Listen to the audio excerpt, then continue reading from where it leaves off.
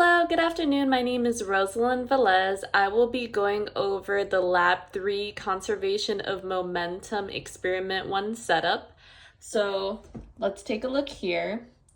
This is my setup. Basically, I'm using two rulers and making a runway between them by laying them flat on a level surface. And then it is wide enough for the marbles to pass through. And I start off by lining up 4 marbles in the center of the runway, making sure that they're touching, and then placing one at the end of the runway, right over here,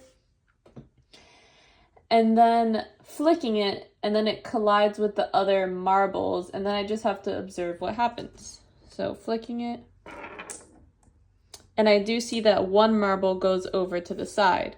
I didn't really use that much speed. I didn't hit that marble very hard, so let me try to flick it again, maybe a little bit harder, to see if that marble at the end will come off of the runway.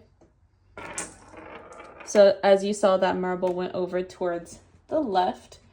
And basically in this experiment, I'm demonstrating the transfer of momentum similar to the Newton's cradle system, and it's meant to show the conservation of energy and momentum, which involves mass. So the impact of one ball will move another ball of the same mass, the same distance, as the same speed. In other words, it will do the same amount of work on the second ball as gravity did on the first one. So I basically recorded on the table 1 my data. So this is my table 1. So starting off with 4 in the middle, which is what I demonstrated, and then flicking 1 marble, and then I would continue doing that experiment. For example, 3 in the middle this time, and 2 at the end of the runway, and seeing what would happen if I flicked it. Then it demonstrates that 2 went out of the runway as well.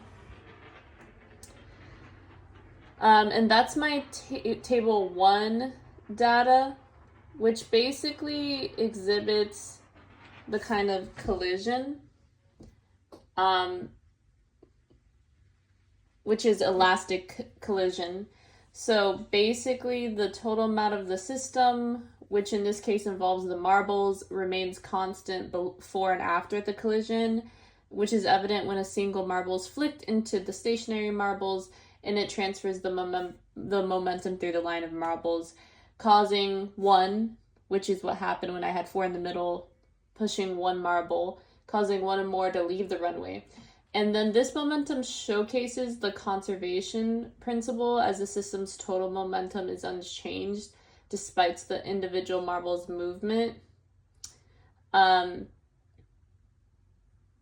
basically, based off my data from table 1, when 1 marble is flicked into the line of the 4 stationary marbles, 1 marble leaves the runway. So this demonstrates that the total momentum of the system before and after the collision is conserved. Since we're assuming the elastic collisions, the total momentum before its collision, which is the momentum of the single flicked marble, equals the total momentum after the collision, which is the momentum of the marble that leaves the other end. So the mass and velocity of the flicked marble determine how many marbles will move out of the stationary line.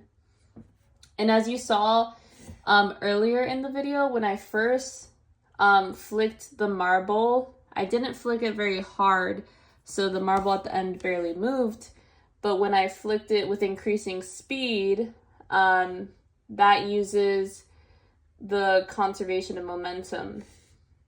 So as the speed of the flicked marble increases, the marble that shoots off to the other end of the runway does so as a proportionally higher speed. This behavior aligns with the conservation of momentum, which states that the total momentum before and after the collision must remain constant in an isolated system.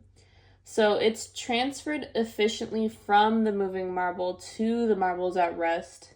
So when it has a greater velocity, it transfers more momentum to the marble, leaving the other end, causing it to move faster. So the increase in the exit of the speed of the marble could be explained by the relationship between the momentum, which is mass times velocity of the flicked marble, and then the resulting momentum of the runway.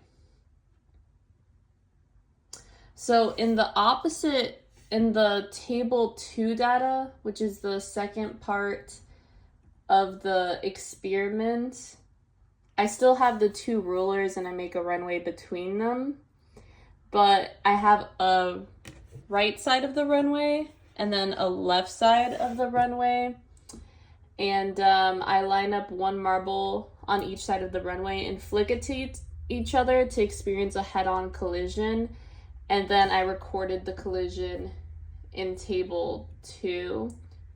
So this is table 2 for when I did the head-on collision. And you start off with 1 marble on each side of the runway.